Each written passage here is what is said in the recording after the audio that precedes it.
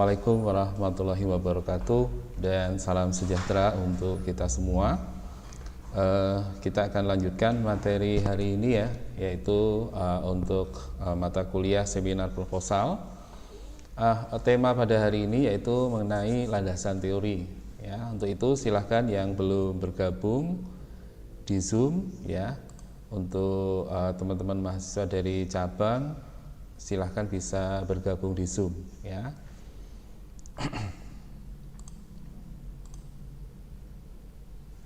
Baik, saya akan mulai saja materi pada hari ini, yaitu mengenai landasan teori ya.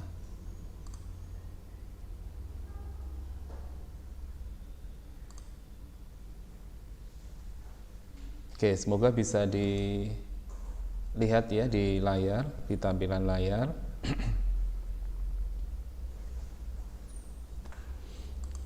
Jadi landasan teori ini adalah sebuah argumentasi yang telah tersusun secara sistematis dan telah memiliki variabel yang kuat dan sudah terbukti ya. Jadi istilahnya landasan teori ini sebagai teori yang melandasi di penelitian yang kita lakukan. Nah, maka nanti sumbernya bisa dari buku-buku referensi, sumbernya juga bisa dari tesis, dari skripsi ya, atau bisa juga dari tulisan-tulisan lain yang relevan ya di jurnal ilmiah. Nah, landasan teori ini biasanya berisi tentang definisi ya, jadi arti sesuatu, kemudian konsep ya, konsep sesuatu, juga proposisi yang telah tersusun secara sistematis mengenai variabel penelitian. Jadi Anda boleh mengajukan istilahnya konsep baru ya. Proposisi berarti Anda boleh mengajukan satu konsep baru berdasarkan teori yang sudah ada. Nah, sehingga nanti Anda bisa menyimpulkan atau memahami dari teori yang sudah ada itu ya. Nah, sehingga nanti landasan teori ini berfungsi untuk mengaitkan dengan pengetahuan yang baru dan juga mempermudah penelitian untuk menyusun sebuah hipotesis ya, serta metodologi penelitian. Nah, jadi ada kata hipotesis ya. Hipotesis ini adalah kesimpulan awal ya. Jadi sebuah kesimpulan yang diambil di awal sebelum melakukan penelitian ya. Jadi semacam kita memberikan satu pernyataan di awal sebuah penelitian. Ya, tujuannya tentunya ya untuk kalau dari landasan teorinya sudah ada ya, kemudian kita mengajukan sebuah judul dari satu penelitian, kemudian dari beberapa penelitian lain itu sudah memberikan gambaran ya dari hasil itu ya, maka kita bisa memberikan sebuah hipotesa ya, kesimpulan sementara ya. Nah, namun untuk metodologi perancangan sistem dan implementasi ya, misalnya menggunakan research and development ya, atau pengembangan sistem, nah, itu nanti bisa cukup dari dari rancangan yang akan dihasilkan. Jadi membuat model terlebih dahulu, kemudian diimplementasikan ke dalam sistem ya, melalui coding dan lain sebagainya. Nah, ini ada beberapa pengertian ya menurut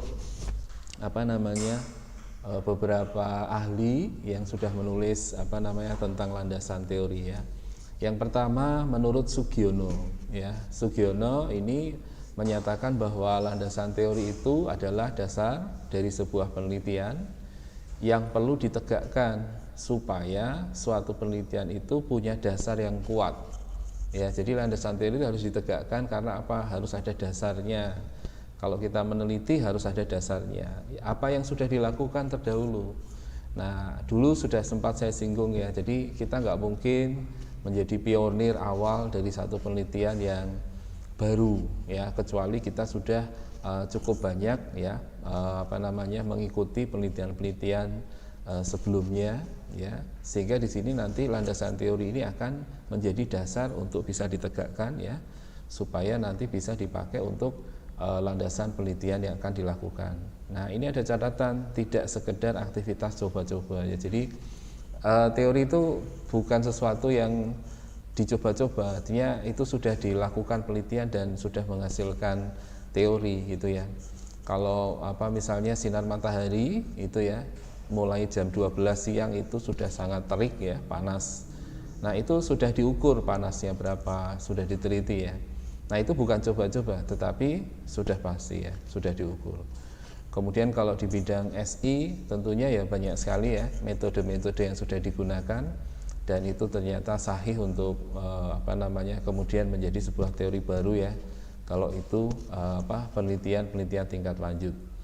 Nah kemudian menurut Sadar Ziauddin, landasan teori ini adalah satu konsep yang abstrak yang dipakai untuk mengidentifikasi hubungan dari satu konsep. Jadi konsepnya bersifat abstrak itu karena belum ditemukan hubungan antara satu konsep dengan konsep lain. Nah nanti setelah teliti baru akan ketemu. Contoh sederhana misalnya gini ya, katakan jarak gitu ya, kemarin kita sudah sedikit bahas. Kemudian jarak waktu ya, jarak dan waktu itu ada hubungannya nggak sih gitu? Itu masih abstrak ya. Kok bisa ya jarak sama waktu itu ada hubungannya? Jadi kita bisa menyimpulkan sementara bahwa ketika jaraknya pendek ya, jarak tempuhnya pendek berarti waktunya lebih singkat. Kita mengatakan seperti itu. Kemudian kalau jaraknya jauh berarti waktunya lebih lama, ya kan? Nah ini kesimpulan sementara itu. Itu kan masih abstrak itu. Kenapa masih abstrak? Karena belum dicoba. Nah mencobanya gimana? Ya langsung dilakukan penelitian. Caranya gimana? Kirim barang atau kirim produk dari satu titik ke titik yang lain. Ya, misalnya yang pertama jarak 1 kilo, waktunya 2 menit misalnya. Kemudian jarak 2 kilo, waktunya kok 5 menit ya. Jarak 3 kilo, waktunya 10 menit. Jadi dari 3 menit tambah 2 menit jadi 5 menit, 5 menit tambah lagi 5 menit. Harusnya cuma 7 menit, tapi kok di sini 10 menit. Kenapa kira-kira? Ada variabel lain yang mempengaruhi, yaitu apa? Traffic light, lampu merah. Ketika lampu merah berhenti, berapa jumlah lampu merah yang ada di sana, maka akan berhenti. Nah, berapa lama menitnya berhenti itu akan dihitung sebagai waktu. Meskipun jaraknya secara eksak tidak berubah, jaraknya nggak berubah. Tapi karena ada lampu merah yang mengharuskan waktu itu berhenti sejenak sampai lampunya berwarna hijau kemudian jalan, oh berarti lampu merah juga mempengaruhi waktu tempuh. Selain jarak juga ada traffic light, paham ya di sini ya? Nah ini yang dimaksud ini abstrak ini. Nah kan kita tidak tahu kalau tidak dilakukan penelitian ya ada berapa lampu merah ya, karena di setiap tempat itu nanti akan berbeda kondisinya ya. Kalau diteliti itu nanti akan berbeda kondisinya. Oleh karena itu yang abstrak ini nanti akan kita cari hubungannya. Oh ternyata ada hubungan ya, bahwa jarak dipengaruhi oleh lampu merah, waktu dipengaruhi oleh jarak dan banyaknya lampu merah ya, yang mengharuskan kendaraan berhenti. Nah ini kita sebut tadi apa? Fenomena ya. Jadi untuk memahami fenomena yang terjadi ya, selain itu juga konsep dasar dari sebuah penelitian sosial. Nah kalau nanti penelitiannya di bidang sistem informasi ya konsep-konsep tentang sistem informasi ya, fenomena yang terjadi ya fenomena tentang sistem informasi ya, seperti itu ya. Jadi kita bisa memahami teori ini ya. Kemudian menurut Newman menjelaskan bahwa landasan teori itu adalah konsep, proposisi, definisi yang dipakai untuk melihat fenomena dengan sistematis. Jadi kalau kita sudah melihat teori itu akan lebih mudah untuk kita sudah membaca teori ya. Itu di layar belum berubah ya tampilannya, apa sudah ya? Coba dicek dulu. Kayaknya sih belum.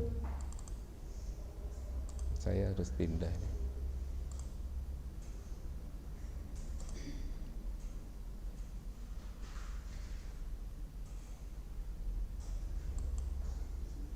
Nah ini aja.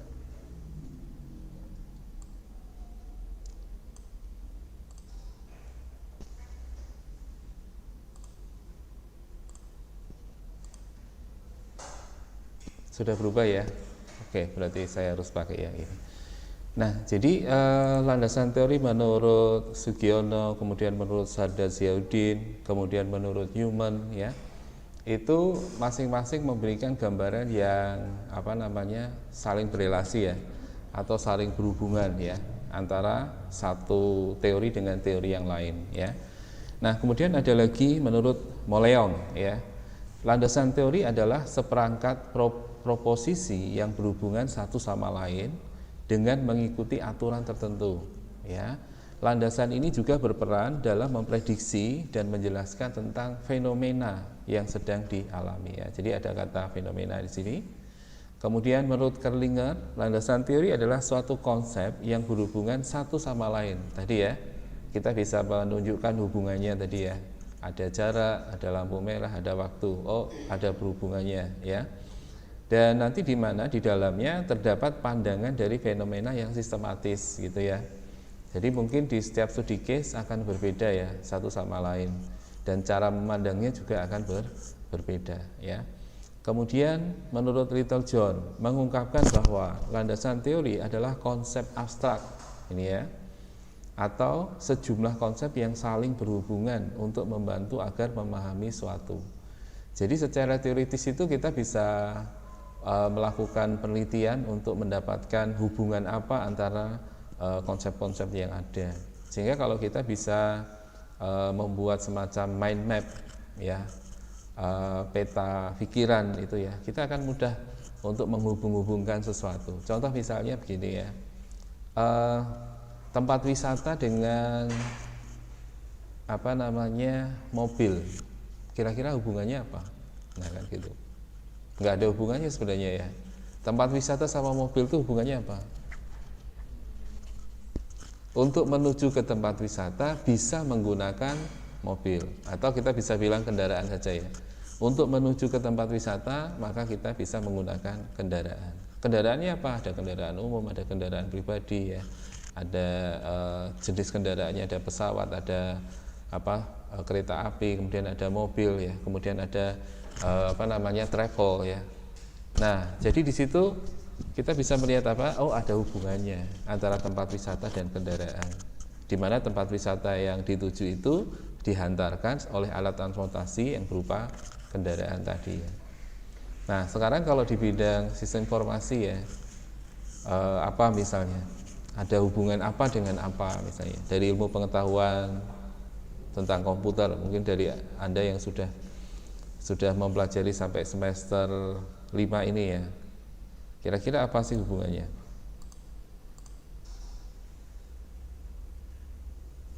Silakan.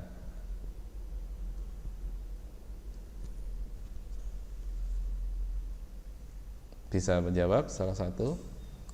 Hubungan apa dengan apa misalnya?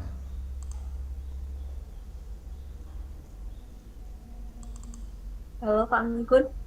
Iya, silakan Maaf Mbak. Pak, kalau menurut saya kayak sistem informasi itu kan kita membuat sebuah sistem itu ada banyak bidang sih Pak yang bisa terlibat, kayak gabungan dari akuntansi juga bisa, Oke. terus juga kalau untuk sistem informasi pendidikan juga bisa, jadi banyak cakupannya sih Pak, kesehatan juga bisa Oke, Mbak gitu Pak. Rajes ya. Ya. Mungkin bisa spesifik disebutkan contoh misalnya tadi ya, antara jarak dan waktu.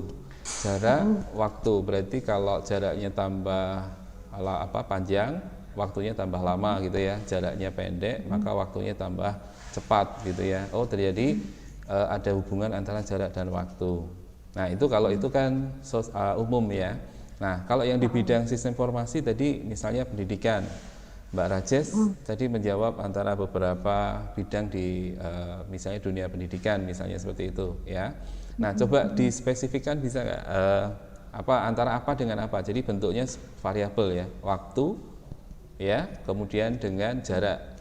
Nah, ini berarti waktu dipengaruhi oleh jarak. Oh, berarti ada hubungannya. Oke. Kemudian Kalau tempat. saya sih, oke. Oke. Pak, siakat aja Pak contoh kecilnya. Kan itu kan menghubungkan sistem dengan jadwal mata kuliah, terus juga ada KHS, terus untuk pembayaran dan lain sebagainya itu Pak. Kan itu berbentuk variabel. Baik, berarti Ya. misalnya sistem siakat ya dengan KRS gitu ya. Oke, sistem siakat dengan pembayaran kuliah. Seperti itu ya. Nah, ini berarti Kan ada bicara banyak submenunya. baik, berarti ada konsep tentang IS atau konsep tentang sistem informasi, yaitu sistem informasi akademik ya, bahwa jadwal kuliah itu berhubungan dengan pembayaran gitu ya. Pembayaran kaitannya dengan biaya-biaya yang harus dibayarkan ya di setiap semester atau di setiap bulannya ya kalau di kampus kita. Nah, itu sebagai syarat untuk bisa KRS atau mengikuti kartu rencana studi. Kalau dalam misalnya pembayarannya ternyata belum dilakukan, maka akan berdampak pada tidak bisa KRS seperti itu. Gitu ya, oke boleh. Betul. Mungkin ya, Ya. terima kasih Mbak Rajes. Mungkin yang Terima lain, kasih, Pak. ya, mungkin yang lain, Mas Adi, Mbak Dahlia, Mbak Mika, Yuliana. Contoh sederhana aja, nggak usah yang susah-susah ya, supaya bisa memahami tentang konsep ini ya, konsep hubungan antara variabel gitu. Oke, belum?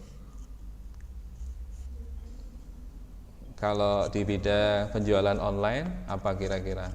Kan kemarin temanya mau itu ya, penjualan online ya, Mbak Dahlia, Sukma, apa dengan apa?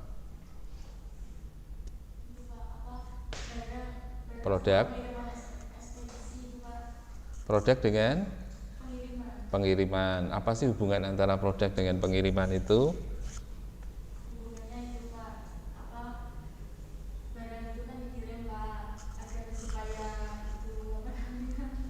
Bukan. Kenapa kok barang dikirim? Ya, berarti ada hubungan antara produk dengan pengiriman. Karena apa? Karena produk akan dikirim ke konsumen ketika ada order. Ya, gitu ya. Berarti ada hubungan ya. Hubungannya apa itu? Antara produk dengan konsumen ya. Hubungan produk dengan konsumen yaitu produknya dikirim. Oke, Mbak Yuliana. Apa Mbak Yuliana?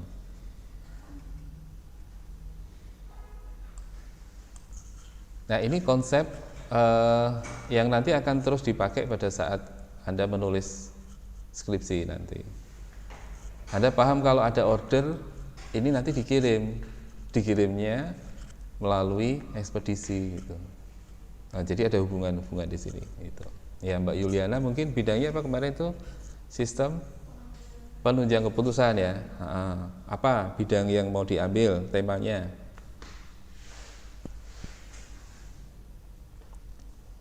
Mbak Yuliana. Mbak Mika dulu juga boleh. Berarti apa tuh? Variabelnya apa kira-kira?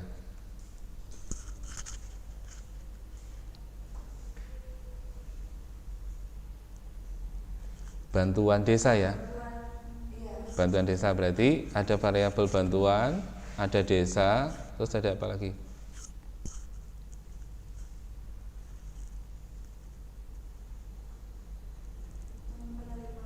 Penerimanya. Oke, berarti kalau dihubungkan gimana nih? Ada hubungan apa sama apa nih? Bantuan, desa, penerima. Penerima ini kan orang ya? Apa desanya? Desanya ya, nama desanya. Terus bantuan ini adalah bantuan dari kementerian. Apa itu namanya? Oke, terus yang satu tadi apa? Penerima sudah tadi desanya. Kemudian jenis bantuannya ya tadi ya sembako gitu ya. Terus ada lagi satu apa tadi yang disebutkan di awal? Sistem penunjang keputusannya. Oke, metodenya mungkin ya. Oke, jangan ke metode dulu ya. Apa sih hubungan antara misalnya gini, bantuan dengan desa? Apa hubungan antara bantuan dengan desa? Kalau tadi di penjualan ya, hubungan antara produk sama konsumen. Hubungannya adalah produk dikirim ke konsumen atau konsumen membeli atau konsumen mengorder produk. Ya, jadi ketika produknya diorder maka akan dikirim. Ya, contoh seperti itu ya. Jadi pengiriman itu dipengaruhi oleh pemesanan atau order. Kayak tadi misalnya waktu dipengaruhi oleh jarak. Nah, gitu ya. Jadi pengiriman dipengaruhi oleh pemesanan. Ya, kalau nggak ada pemesanan nggak akan dikirim. Nah, seperti itu. Sederhana aja contohnya.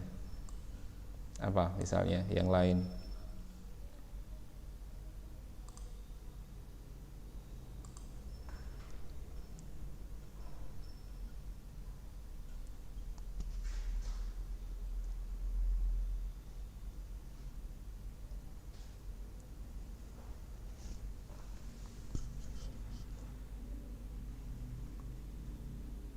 Dari judulnya dulu coba di ini Mbak Yuliana mungkin bisa disampaikan di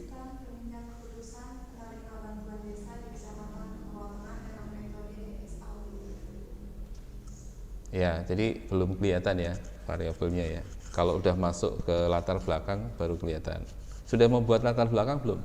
Oh belum ya, karena belum membuat latar belakang. Oke, Mbak Mika mungkin silakan sambil di ini Mbak Yuliana sambil dicari ya. Mbak Mika apa dengan apa? Sistem informasi simpan pinjam sama itu kredit. Oke, dulu pernah ada yang bikin sepertinya ya. Nah, itu hubungannya apa dengan apa itu kira-kira? Simpan pinjam tuh. Simpan pinjam sama itu. Yang minjam siapa ya kan? Yang anggota. Anggota. Nah, terus Anggota sama itu kreditnya ya. ya, berarti apa itu dana ya? Dana pinjaman ya. Berarti ada hubungan antara anggota dengan dana pinjaman. Hubungannya apa itu? Kalau mengajukan kredit, maka dananya akan dicairkan, gitu ya. Tapi juga akan dicek dulu ya. Untuk pencairan dananya ada beberapa persyaratan ya. Jadi ada hubungannya itu antara anggota orang ya dengan dana. Ya, hubungannya adalah kalau ada pengajuan ya, maka dana akan dicairkan. Nah, jadi kita tahu kalau nggak ngajukan ya nggak akan pernah dicairkan. Kalau nggak ada order ya nggak akan pernah dikirim. Ya, seperti itu ya. Jadi ada hubungan-hubungan itu ya. Nah, kita harus memahami itu, konsep-konsep itu ya. Oke, Mas Adi mungkin. Sama produk sama konsumen. Ya, sama ya berarti ya. Kalau yang lain di persediaannya misalnya. Di persediaan barangnya, stoknya. Kondisi stok itu dipengaruhi apa? Kondisi stok akan dipengaruhi oleh apa? Keberadaan stok. Ada kadang stok banyak, kadang stoknya sedikit gitu ya. Kok bisa berkurang ya? Karena apa itu? Ya, karena penjualan atau karena order konsumen. Nah, jadi kalau tadi Mbak Dahlia tadi kaitannya sama pengiriman, kalau ini kaitannya sama persediaan. Ya kan? Persediaan berkurang ketika ada pesanan atau pembelian atau penjualan dari produsennya, ya, pihak tokonya. Itu kan? Paham ya sampai sini ya? Oh, jadi ada hubungan-hubungan nih. Kalau ada ordernya dikirim, pasti stoknya berkurang. Gitu ya. Nah, baik. Kita lanjutkan lagi.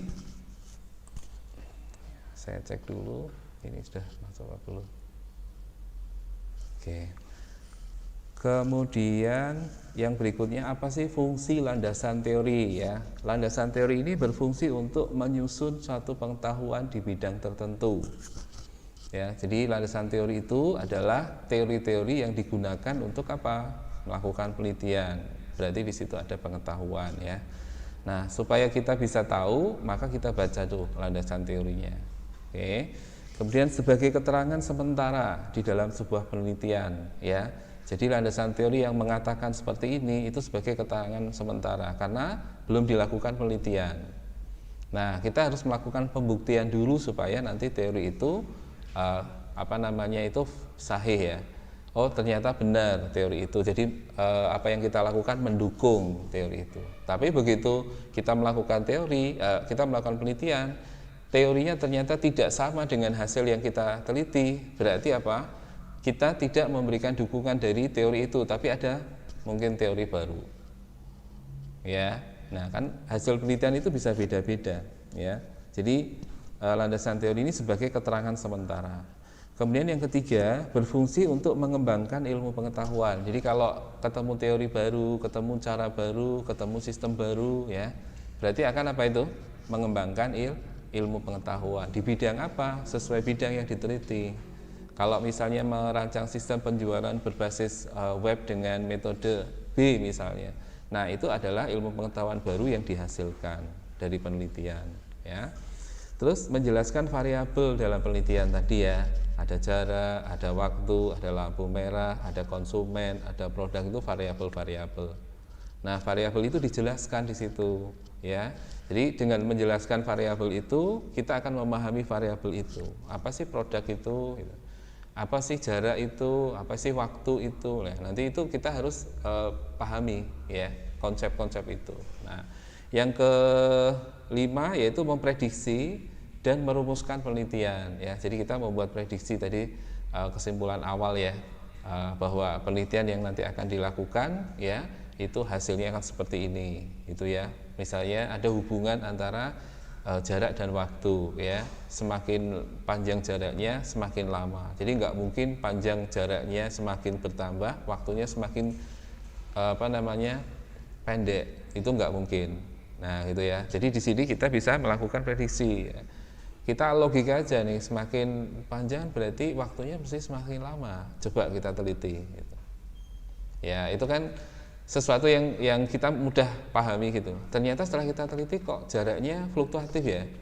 Kadang bisa tepat segini, kadang bisa, oh ternyata ada variabel lain lagi, yaitu apa? Lampu merah. Karena lampu merah itu berhenti, gitu. Setelah dihitung, ya, uji F, uji T, ternyata masih ada variabel lain lagi. Jadi belum 100% itu. Ada variabel lain lagi yang berpengaruh. Apa kira-kira? Kecelakaan. Terjadi kecelakaan ya, menyebabkan kita harus berhenti, ya, atau kita harus mencari jalan alternatif yang jaraknya ternyata lebih jauh dari yang seharusnya ditempuh. Oh, berarti selain jarak, lampu merah, kemudian adanya kecelakaan di jalan raya. Ini tiga variabel ini berpengaruh pada waktu. Jelas ya sampai sini ya. Setelah diuji F, uji T ternyata sudah 100%. Oh, berarti tiga ini yang mempengaruhi. Ya. Oh, ada yang lain nggak Pak? Ada. Mungkin sekian persen. Nanti dari uji uji T ya. Uji T itu uji antara pengaruh satu variabel kepada variabel yang dipengaruhi. Kalau uji F itu uji keseluruhan variabel tadi, tiga-tiganya tadi pada variabel yang dipengaruhi.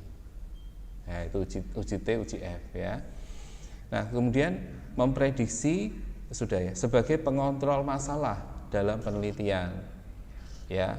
Kenapa? Karena kalau tidak dikontrol berdasarkan teori ini akan berkembang terus gitu ya, akan berkembang lebih luas lagi.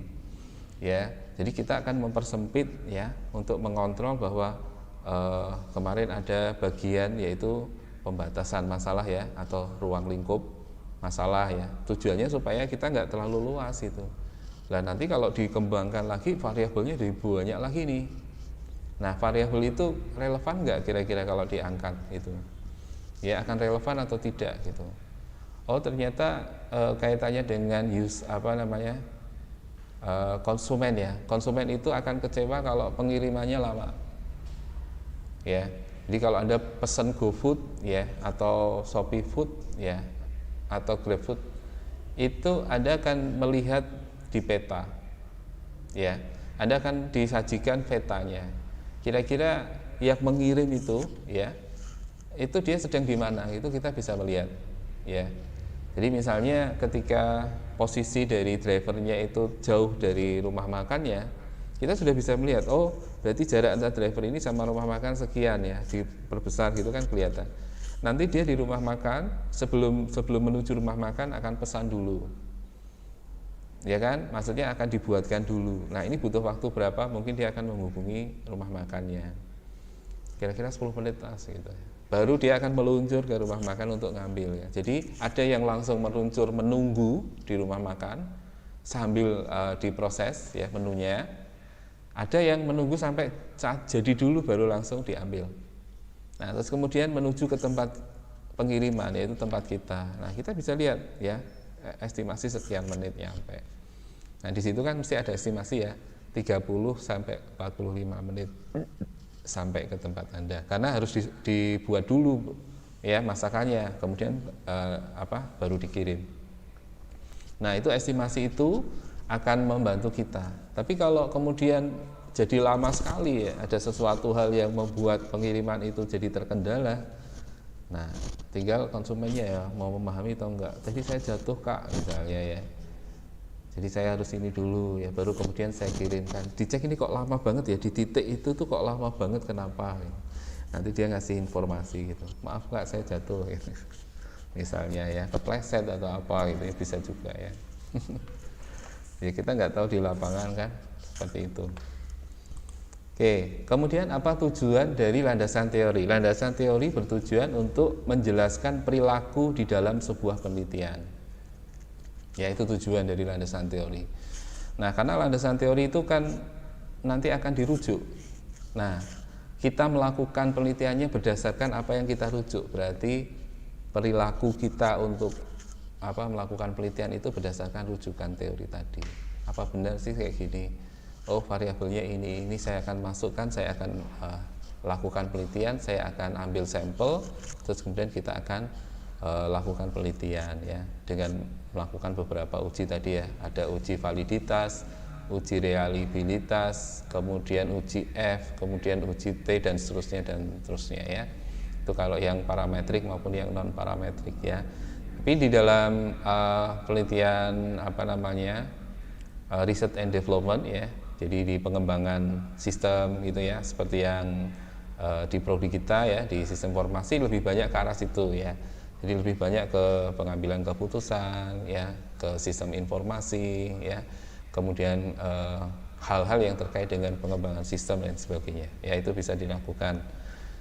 Kemudian tujuan dari landasan teori ini adalah sebagai panduan untuk meneliti ya, yang mencakup tentang sistem, metode, algoritma, pengembangan sistem. Nah ini yang di sini banyak yang di pengembangan sistem.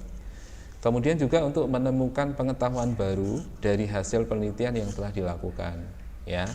Nah jadi pengetahuan ini adalah hasil akhir, prosesnya adalah di dalam penelitiannya. Nah contoh pengetahuan baru kalau di bidang SI apa itu misalnya.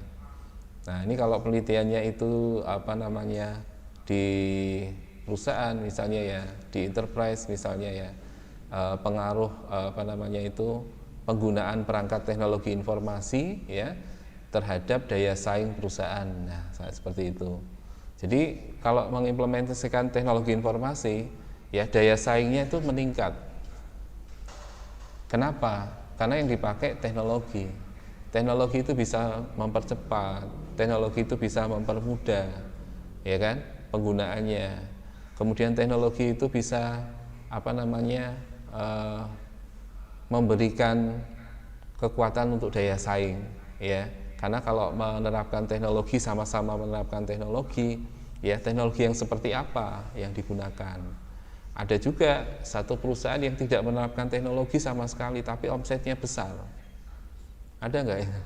Ada ya, yang menjual produk-produk yang unik ya, dia nggak perlu teknologi yang macam-macam tuh di perusahaannya, cukup butuh website aja itu ya. Misalnya barang unik apa misalnya ya, batu permata gitu ya, itu nggak perlu teknologi yang macam-macam, tuh harganya masih mahal sekali karena bisa ditemukan di satu lokasi yang tadinya tidak berharga sama sekali di situ, kemudian diolah sedemikian rupa jadi batu cincin yang bagus ya. Ini nama permatanya apa misalnya ya, blue sapphire misalnya, wow itu harganya bisa langsung sekian juta gitu ya. Nah jadi pendapatannya besar tanpa teknologi ya. Kerajinan, lukisan lukisan apa? Iya, harganya berapa tuh? Miliaran ya. Iya. Padahal cuman warna-warna ya, cat yang kemudian dipakai untuk menggambarkan di kanvas, kemudian dikasih figuran. Nah ini harganya kok mahal ya? Nah itu objeknya langsung besar ya. Ya itu yang contoh tidak menggunakan teknologi. Tetapi kalau kita menjual produk massal, produk-produk yang digunakan oleh konsumen itu secara umum ya kita harus pakai teknologi. Ya harus pakai perangkat yang bisa apa? Mempercepat prosesnya. Contoh mempercepat pemasaran. Ya agar apa? Produknya langsung bisa sampai ke konsumen. Caranya lewat apa? Iklan di Facebook itu ya. Kemudian iklan di televisi. Loh, kita bisa tahu apa? Kopi kapal api itu ya dari iklan. Harus ada kopi gajah. Wah. Dulunya kapal api saja, kemudian kopi luwak, sekarang ada kopi gajah. Baru lagi langsung sampai ketika kita nonton TV. Nah itu teknologinya apa tuh? Teknologi televisi ya kan? Iya. Jadi cukup membuat iklan, kemudian iklannya ditayangkan di televisi. Semua orang yang nonton televisi itu pada saat iklan itu ditayangkan, maka akan langsung sampai di konsumen. Nah kalau kita punya produk, misalnya Mbak Dahlia punya kosmetik, kosmetiknya ini sama nggak dengan apa namanya di toko lain? Ya gitu ya, ada sama. Bagaimana dengan harganya? Apakah kompetitif antara punya Mbak Dahlia dengan yang dijual di toko lain? Ya di tokonya Mbak Dahlia lebih murah? Ya kalau lebih murah berarti kompetitif ya. Ketika nanti dua produk ini sampai ke konsumen ya, mungkin konsumen akan memilah kok di sini lebih murah ya. Nanti akan ditanyakan kualitasnya sama nggak, ini KW atau tidak misalnya seperti itu ya kan. Tapi teknologi itu sudah menyampaikan dengan cepat kepada konsumennya, sama-sama punya teknologi, yaitu apa, misalnya katakan iklan di medsos, itu teknologi ya. Kita bisa menggunakan medsosnya, kemudian kita punya gambar produknya, kita punya narasi dari produk itu untuk ditawarkan, langsung posting ke Facebook. Kebetulan di perusahaan lain juga sama gitu ya, punya produk itu juga posting, tampil di situ ya, di atasnya atau di bawahnya gitu ya, kemudian dibaca, ini lebih murah di toko B, lebih murah. Nah nanti konsumen yang apa namanya cerdas, dia akan cari tahu dulu kok bisa lebih murah ya, dicek dulu, oh ternyata ini langsung dari distributornya ya. Terus kemudian dia tidak perlu punya karyawan, dia tidak perlu punya ruko atau toko ya, ini penjualannya dari rumah, mungkin harganya bisa ditekan serendah mungkin, margin keuntungan. Tapi kalau punya karyawan banyak, ada toko, mesti harganya relatif lebih mahal gitu, karena harus membayar biaya. Iya itu ya, itu pertimbangan seperti itu. Nah maka sekarang ini kalau kita lihat ya, ada fenomena di mana, di Glodok ya, di Jakarta itu ya, itu sepi pengunjung karena pengunjung banyak yang sekarang mengaksesnya di marketplace. Mereka banyak ngomong juga, memang hanya 1-2 orang saja dan itu hanya lihat gitu ya, kemudian datang cuma lihat, tahu harganya sudah, terima kasih gitu ya, ada yang seperti itu. Nah karena apa? Mereka sudah bisa ngakses lewat marketplace dan langsung bisa tahu harganya, kemudian bisa chatting sama pemilik toko ya, penjualnya, kemudian kita bisa nego ya. Kalau kemudian ternyata pembelinya berminat, dia langsung bisa order. Oke, saya order hari ini ya kak, misalnya gitu ya. Terus order, udah tinggal dikirim barangnya. Nah, itu sudah nggak perlu biaya untuk transportasi ya, harus keluar rumah ya, menuju ke tokonya lihat. Tapi kalau orangnya memang harus lihat dulu produknya seperti apa, ya, itu baru puas ya. Saya mau harus lihat produknya dulu. Karena seringkali kalau di toko online, di marketplace itu antara yang digambar dengan yang aslinya itu beda. Maka banyak ya marketplace atau apa ya, startup. Mungkin Anda pernah dengar ya, depannya M ke belakang apa ya. Saya nggak usah sebutkan. Itu produknya bagus ya di layar, di tampilan di layar itu bagus. Orang lihat tuh langsung seneng. Produk tas, produk macam-macam. Begitu barangnya dikirim, kok beda sekali sama itu, warnanya sudah beda, ya bentuknya mirip tapi kualitasnya beda. Meskipun dengan harga murah, itu kalau dipakai tidak seperti ekspektasi yang nanti kita akan bayangkan.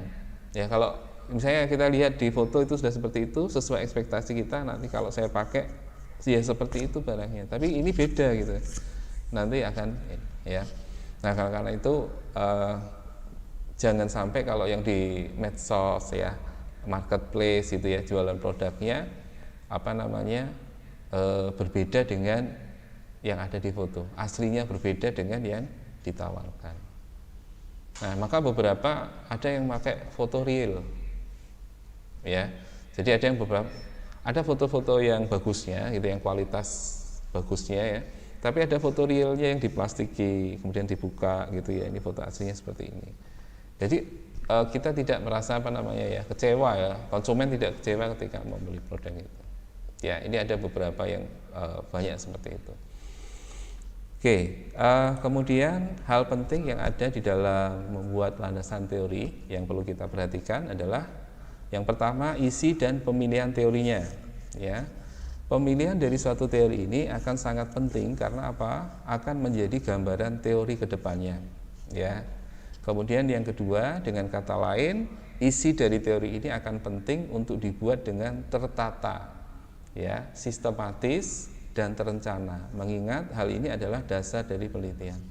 Nah, jadi kalau Anda menulis teori itu jangan terbolak-balik.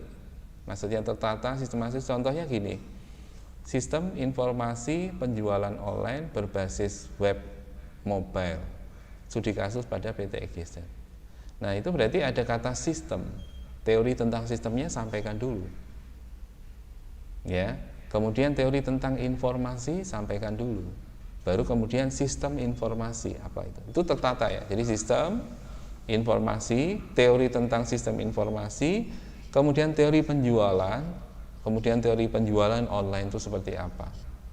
Maka sistem informasi penjualan online adalah, nah itu artinya tertata. Jangan tiba-tiba di atas sistem informasi penjualan online ditulis di teori pertama penjualan. Ya boleh, tapi tidak berurutan itu. Tidak tertata. Nanti Anda lihat contoh-contohnya ya di di perpustakaan, ya. Itu pasti diawali dari judul yang pertama di awal itu. Nah, kalau di awalnya tidak menyebutkan sistem informasi, berarti langsung ke konsepnya. Nah, nanti orang akan bisa katakan gini, itu sebenarnya sistem informasi, tapi di judul tidak disebutkan itu sistem informasi.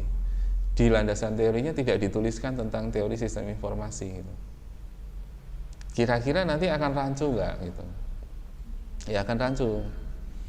Ya, jadi teori itu selalu akan terus dipakai ya pada saat kita melakukan penelitian. Nah, kemudian apa isi yang ada di dalam teori itu? Ya, ada kerangka teori, ya. Tadi ya variabel pertama, variabel kedua, variabel ketiga dan seterusnya tadi. Kalau ada waktu, jarak, misalnya lampu merah itu variabelnya ya. Nah, ini kalau untuk penelitian kuantitatif dan kualitatif ya. Kalau di penelitian pengembangan, variabel ini yang nanti akan dikembangkan. Ya, jadi akan dibuat aplikasi atau akan dibuat sistemnya. Tidak dicari hubungannya. Ya, jadi ingat ya. Jadi tadi saya menjelaskan tentang hubungan antara variabel itu, nanti Anda tidak meneliti tentang itu. Tapi cukup untuk mengetahui bahwa ada hubungan ya. Dari penelitian sebelumnya ada hubungan, kita baca. Ya, kita tahu ada hubungannya. Ya, seperti itu. Nah, kemudian state of the art atau kajian terdahulu. Ya, ini literatur review ya. Yang saya sebutkan dulu ya, state of the art itu penelitian-penelitian yang terdahulu yang pernah dilakukan ya, kapan penelitian awalnya dilakukan, selanjutnya penelitian berikutnya sampai yang Anda lakukan saat ini, apa pembedanya ya, apa novelty-nya ya. Tapi tidak harus yang novelty yang berat-berat ya, misalnya menjadi teori baru misalnya, yaitu temuan baru, tidak seperti itu ya. Jadi pembeda di objeknya misalnya ya, kemudian kombinasi metodenya yang dipakai boleh beda kan. si A misalnya kombinasi A dan B, kita peneliti coba dengan kombinasi B dan C, kombinasi A dan C, seperti apa hasilnya. Karena itu belum dilakukan. Nah, kita baru melakukan, berarti itu sudah berbeda, sudah menunjukkan novelty atau berbeda dari yang diteliti oleh orang lain. Nah, ini namanya state of the art atau kajian terdahulu. Kemudian kerangka teoritis, yaitu teori-teori yang menjadi kerangka dari penelitian, ya, apa saja teori yang ada. Jadi kita tidak lepas dari teori, ya, apapun yang kita gunakan untuk nantinya kita tulis, ya, itu harus ada teorinya. Pak, kalau tidak menemukan teorinya lalu bagaimana gitu? Pasti ada teorinya, ya. Jadi Anda bisa menemukan teorinya. Mungkin teori itu nggak berkembang. Teorinya ada di buku-buku yang lama, bisa jadi. Ya, berhenti misalnya di tahun 2010 misalnya. Ya, teori itu yang digunakan. Bahkan ada teori yang lebih lama lagi, ya, karena memang tidak ada teori baru yang muncul. Kalau ada teori baru yang muncul, metode baru yang muncul, gitu ya. Nah, itu sebaiknya diadopsi. Karena apa? Karena kalau kita melakukan penelitian itu tidak kembali lagi pada penelitian yang lama, gitu loh maksudnya. Paham ya? Jadi nggak kembali, ini sudah diteliti, sudah sampai sini kok ini diteliti lagi, ya buat apa? Kecuali metode itu digunakan untuk penelitian tertentu, ya, misalnya kombinasi dari metode ini sama ini digabung. Belum ada penelitian antara metode ini sama metode ini, gitu ya. Ya, seperti itu. Jadi mendapatkan kebaruan, ya, dari kerangka teoritis. Kemudian ada metode yang dipakai, ya, misalnya kalau di gudang ada metode FIFO, first in first out misalnya. Jadi barang yang pertama kali masuk akan keluar pertama kali, karena ada pertimbangan kadaluarsa produk.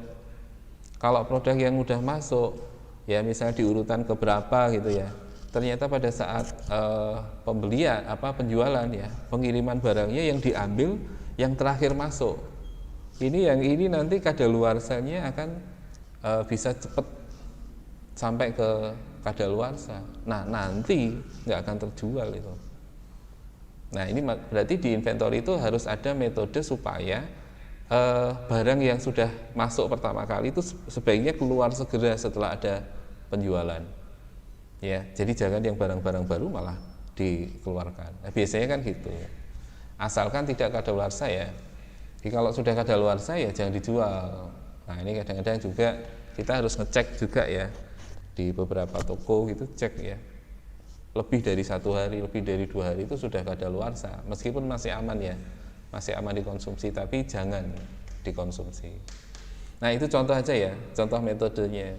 Kemudian algoritma yang dipakai, ya. Nah, algoritma ini kan banyak sekali, ya, bahkan di penelitian-penelitian yang baru tuh bisa menemukan algoritma baru. Nah, ini di penelitian S3 itu, ya, bisa menemukan algoritma baru. Kalau penelitian S1 menerapkan algoritmanya, cukup menerapkan algoritma, ambil studi kasusnya di mana, hasilnya kayak apa, udah cukup itu aja, ya. Nah, kalau mastering bisa mengkombinasi 2 algoritma, ya, kemudian output atau hasilnya seperti apa, kemudian dampaknya seperti apa, ada temuan baru atau tidak, ada novelty baru atau tidak, ya, seperti itu. Nah, kalau S3 cari algoritma baru, menemukan algoritma baru, ya. Nah, maka di sini untuk metode algoritma itu menjadi bagian dari isi teori, ya. Misalnya contoh metode perancangan sistem menggunakan SDLC, System Development Life Cycle. Teorinya sudah ada, sudah. Nanti ditulis dulu di landasan teori, ya. Setelah ditulis di landasan teori itu menjadi rujukan. Oh, tahap pertama perencanaan. Perencanaan itu apa? Isinya ini. Nanti di bab 3 kalau kita mau membuat perencanaan itu seperti yang ada di landasan teori, karena kita menggunakan metode yang di landasan teori tadi. Jadi kita nggak coba-coba, tadi ada disampaikan, ya. Jadi kita tidak coba-coba. Oh, landasan pertama itu adalah information gathering, membuat requirement, kebutuhan sistem. Caranya gimana sih information gathering itu? Oh, survei, wawancara, observasi, itu information gathering. Nah, itu kalau di dalam pengembangan informasi ada seperti itu. Oh, berarti kita harus mengumpulkan dulu tuh informasi, ya. Misalnya sistem penjualan, berarti kaitannya dengan produk apa saja yang dijual. Kemudian penjualannya lewat mana saja. Sekarang mau dikembangkan ya penjualannya berbasis web. Ya, yang tadinya cuma iklan-iklan ya di koran, iklan di Facebook gitu ya. Sekarang bikin website sendiri. Ya, yang berbasis apa? Misalnya yang punya Mbak Dahlia ya. Nah, jadi di situ metodenya jelas SDLC. Terus akan menjadi referensi. Kalau metodenya lain, misalnya RUP, Rational Unified Process.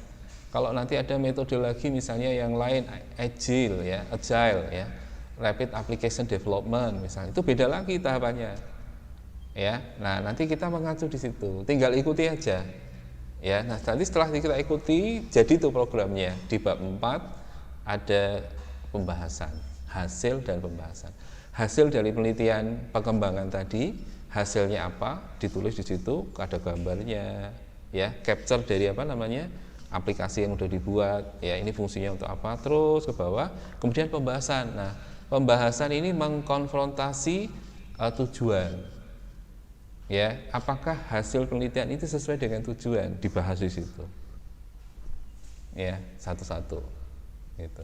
Nah, jadi yang membaca itu oh ya memang ada temuan barunya, ya, yaitu apa berupa sistem informasi yang baru ya terkait dengan penjualan dengan metode itu ya.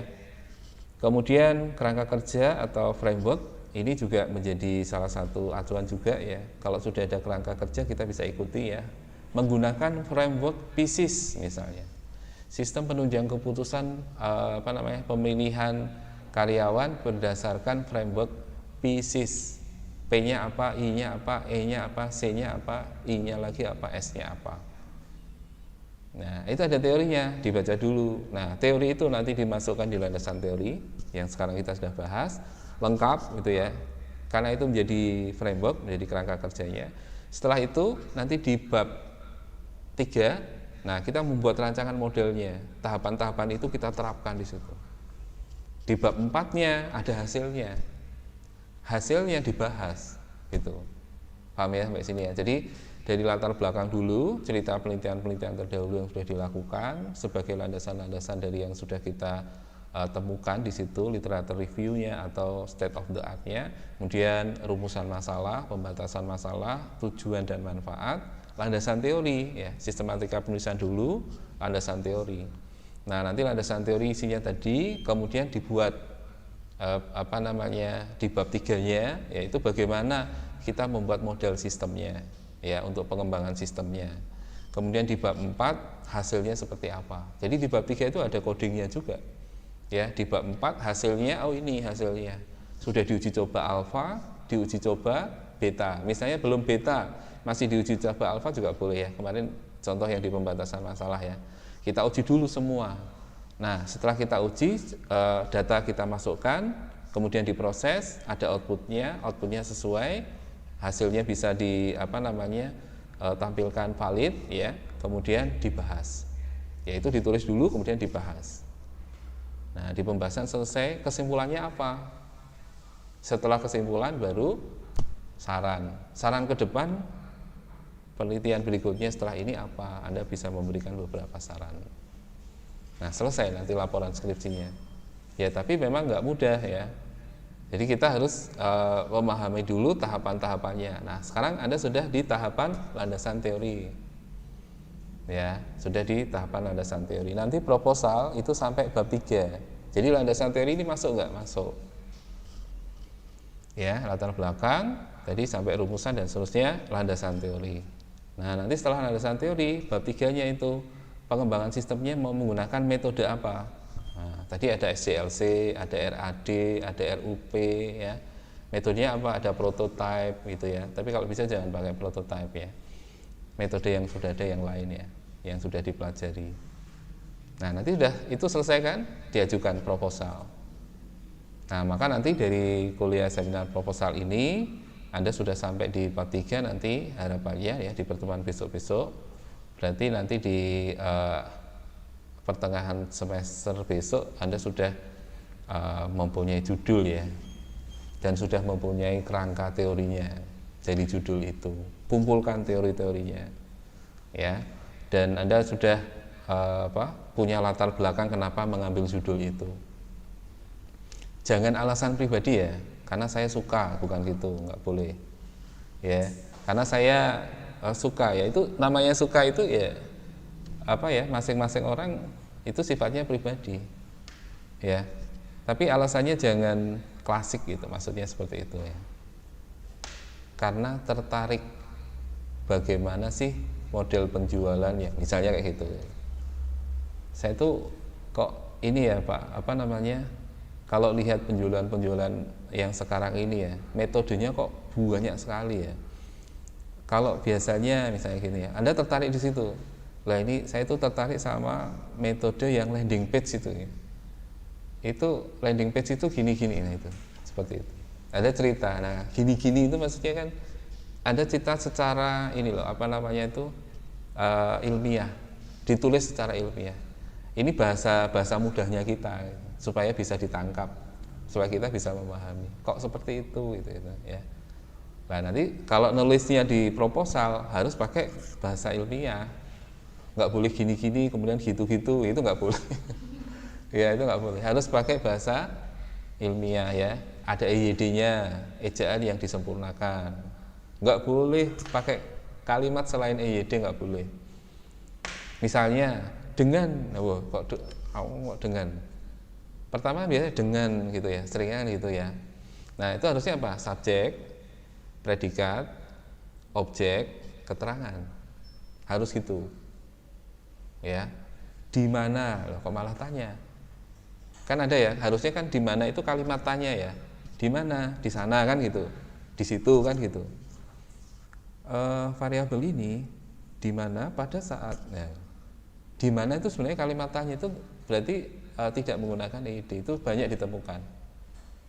Ya, kadang saya sendiri itu sering gitu. Setelah saya baca, loh kok ada di mana? Dihapus. Terus hilangkan penulis gitu ya. Peneliti, ya itu masalah peneliti. Apa yang dilakukan peneliti? Ya. Tapi yang dilakukan dalam penelitian. Jadi bukan masalah peneliti tapi masalah penelitian. Kalau masalah peneliti misalnya gini, bagaimana membuat website penjualan, itu masalahnya peneliti. Kalau masalah penelitian gimana? Nanti ya dibaca lagi ya. Jadi jangan menggunakan kata peneliti, penulis, masalah peneliti, kata-kata yang tidak sesuai ejaan EYD. Ya, berlatih mulai dari awal ya. Oke, kemudian di poin-poin ini ya, itu harus tercantum di dalam landasan teori. Karena apa? Menunjukkan bahwa teori yang dipakai itu valid, ada. Menurut siapa? Tadi contoh ini ya. Ini menurut siapa? Sugiono. Ini menurut siapa? Sardar. Ini menurut siapa? Newman. Valid. Kemudian kalau kita membuat pemahaman kita sendiri, kita menyimpulkan, boleh nggak? Boleh, setelah teori yang sudah disepakati tadi, yang diberikan oleh ahli tadi. Jadi kita membuat kesimpulan. Contohnya seperti ini ya, ada nggak di sini? Nah ini misalnya contoh ya, pengertian kedisiplinan. Penjelasan mengenai kedisiplinan telah dipaparkan oleh berbagai ahli. Salah satunya adalah Rasdianah di dalam Amri. Ini berarti penelitian dari Rasdianah. Rasdianah merujuk Amri. Ya. Kemudian itu dilakukan tahun 2013 di halaman 168 dari bukunya. Buku hasil penelitiannya. Pak, itu kok namanya nama Indonesia ya? Karena penelitinya Indonesia, orang Indonesia. Ya, kalau kita mau pakai yang kaliber, itu nanti ke internasional, nanti jurnal internasional. Ya, jadi kita boleh merujuk dari beberapa peneliti-peneliti yang di Indonesia. Kenapa? Lebih mudah pemahamannya, dan mereka sudah melakukan penelitian itu. Ya. yang berpendapat bahwa kedisiplinan adalah suatu sikap kepatuhan. Jadi kedisiplinan itu apa? Oh, sikap patuh yang dilakukan sebagai bentuk penghormatan, patuh karena hormat terhadap sesuatu keputusan dan peraturan yang berlaku. Itu yang disebut dengan disiplin. Jadi kalau disiplin itu apa? Sikap patuh karena hormat pada peraturan atau keputusan. Oh itu. Jadi sudah paham ya. Nah kalau menurut Ari Tonang gimana? Nah ini menurut Ari Tonang dalam Arifin dan Barnawi tahunnya 2012, ya lebih tua 1 tahun ya penelitiannya, menjelaskan bahwa kedisiplinan adalah suatu kemampuan untuk bisa mengendalikan diri supaya tidak melakukan tindakan-tindakan yang bertentangan dengan apa yang telah ditetapkan. Ada sedikit perbedaan ya, tapi masuk enggak itu? Masuk akal enggak? Masuk di dalam pemahaman kita enggak? Disiplin itu artinya suatu kemampuan untuk mengendalikan diri, ya, tidak melakukan tindakan yang bertentangan. Itu dua hal yang berbeda ya, tapi pengertiannya itu kedisiplinan itu. Nah, kemudian baru Anda menyimpulkan dari dua penjelasan tersebut benang merah ini berarti ada hubungannya. Yang bisa diambil adalah kedisiplinan adalah kondisi di mana seseorang bisa mengikuti aturan yang sudah ditetapkan tanpa adanya paksaan. Anda bisa menyimpulkan sendiri seperti itu. Ya, bisa dipahami di sini ya. Nah, dengan demikian maka Anda sudah tahu nih konsep disiplinan itu ini. Oke ya, terus kemudian konsep berikutnya apa sih unsur kedisiplinan itu? Nah, jadi kalau yang di pengambilan keputusan ya, kedisiplinan itu dinilai dari apa? Orang disebut disiplin itu karena apa? Karyawan disiplin, penilaiannya dari apa? Gitu ya, untuk Mbak siapa? Pulin ya. Menurut Hurlock 2013 di dalam Amri ya, di halaman 195, unsur dari kedisiplinan itu yang pertama peraturan. Jadi kalau disiplin itu harus ada peraturan. Yang kedua konsistensi. Artinya selalu konsisten untuk patuh. Ya. Lalu ada hukuman, ada penghargaan. Oh, jadi 4 itu. Ya. Nah, nanti ini dicek ya. Kalau untuk mau menilai kedisiplinan, apakah unsur-unsur ini ada di dalam perusahaan, di dalam aturan perusahaan. Misalnya peraturan. Jadi peraturan ini dipakai sebagai pedoman untuk mengatur perilaku. Misalnya masuk kerja harus tepat waktu. Itu satu unsur kedisiplinan, yaitu ada peraturan masuk kerja tepat waktu. Nah, nanti dinilai. Yang kerja tepat waktu berapa orang, ya. Kemudian yang terlambat berapa orang, yang sama sekali sangat terlambat sekali gitu ya, datanya biasanya itu berapa orang. Bisa dilihat ya sini ya. Kemudian konsistensi. Konsistensi itu berarti apa? Ketepatan dari suatu peraturan. Artinya peraturan itu konsisten, tidak pandang bulu, tidak membeda-bedakan. Dan diikuti secara konsisten terus-menerus. Jadi kalau datang ya tepat waktu terus. Kecuali tidak tepat waktu ada alasan sesuatu hal. Kemudian ada hukuman, yaitu ganjaran yang diberlakukan apabila seorang itu melanggar peraturan. Jadi kalau ada pelanggaran, ada hukuman. Misalnya katakan terlambat ya, di hukumannya apa ya kalau terlambat itu di perusahaan? Peringatan, ya, surat peringatan 1 misalnya gitu ya. Terus ada penghargaan, yaitu apresiasi yang diberikan karena telah menaati aturan. Ada ya, kalau misalnya karyawan yang selalu datang tepat waktu, ya dapat bonus. Nah, bonusnya apa? Tahu? Nggak pernah terlambat dapat bonus. Tapi kalau itu aturan yang disepakati bersama ya, mau nggak mau harus ditepati. Mau dapat bonus sama enggak ya, tetap datangnya harus tepat waktu, gitu ya. Nah, lebih lanjut, Hurlock mengatakan bahwa disiplin ini bisa muncul dan terus berkembang dari dalam diri manusia berdasarkan nilai serta budaya yang ada di sekitar masyarakat. Jadi orang disiplin itu bisa dipengaruhi dari dalam dirinya sendiri, dia mau disiplin enggak. Dan ada juga dari pengaruh sekitar masyarakat, budaya di sekitar masyarakat. Ya, yang lain aja sering santai-santai terlambat, ngapain saya? Nah itu dari di dalam dirinya kurang motivasi. Jadi mengikuti orang lain yang kurang baik sikapnya, dia ngikutin seperti itu. Ya, ini contoh dari apa, landasan teori ya. Jadi bisa dipahami sampai di sini ya. Jadi kalau ada landasan teori tentang ini, pengertiannya dari mana saja, ya. Kemudian Anda simpulkan. Kemudian kalau ada unsurnya apa saja dari pengertian itu.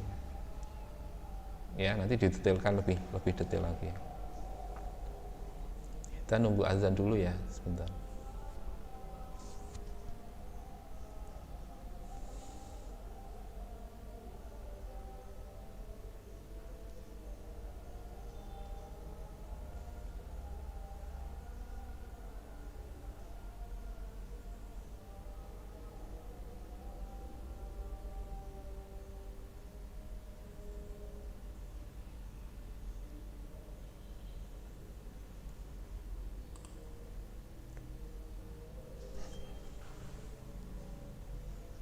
Oke, baik. Mungkin ada pertanyaan dulu, silahkan jika ada pertanyaan.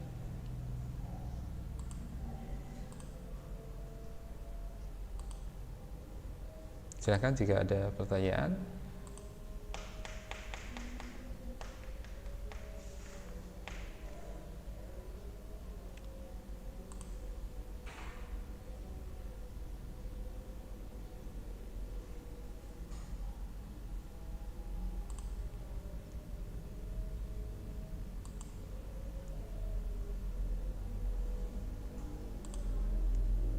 Ya, terakhir ya.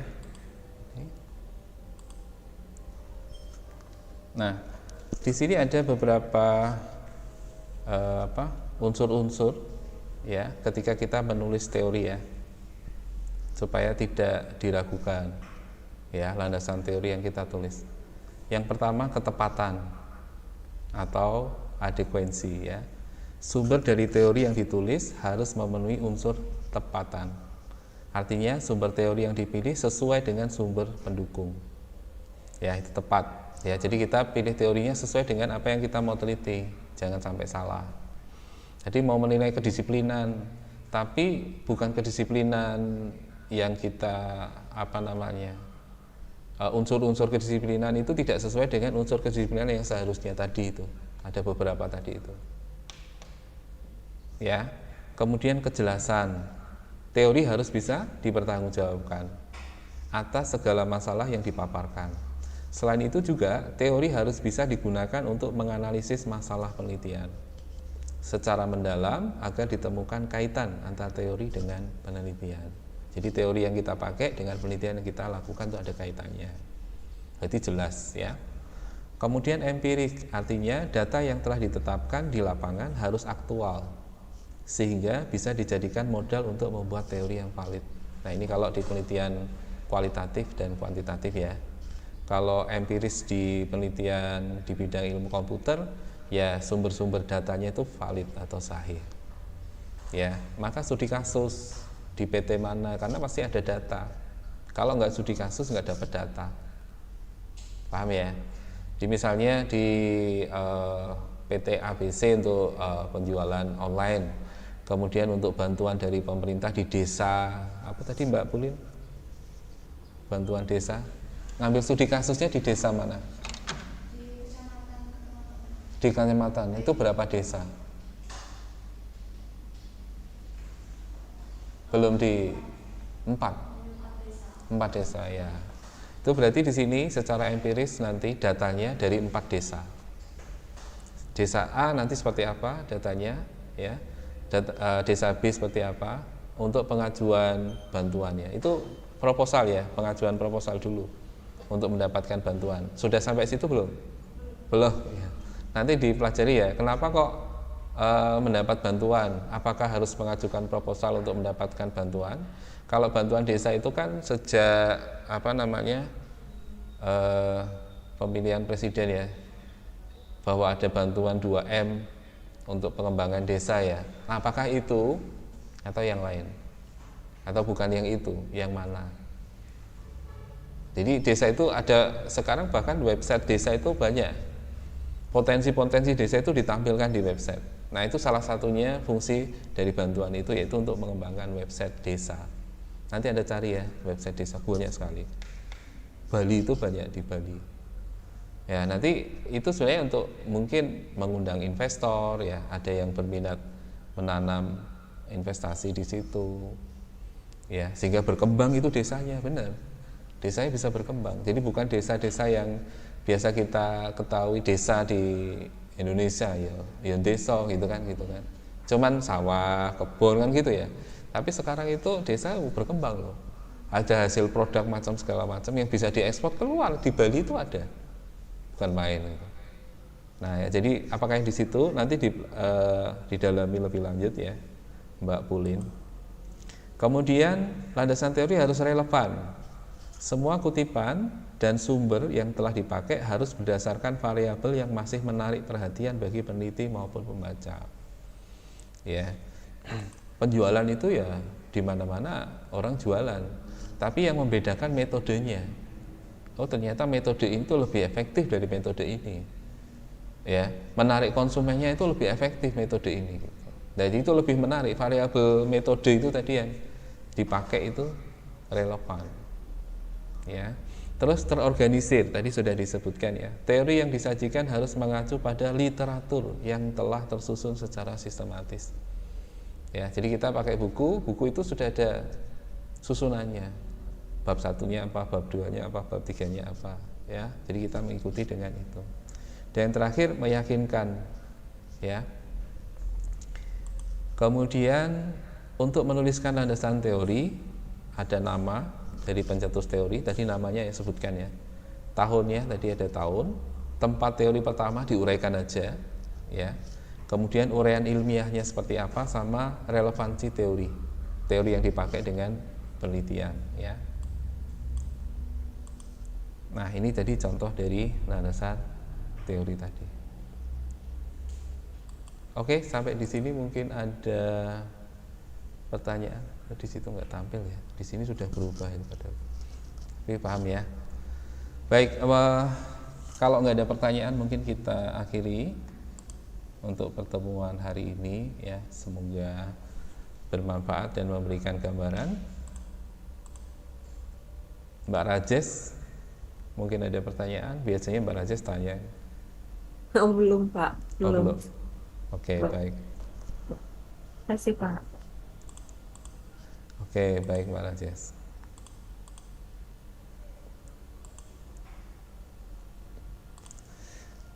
Baik, terima kasih atas perhatiannya.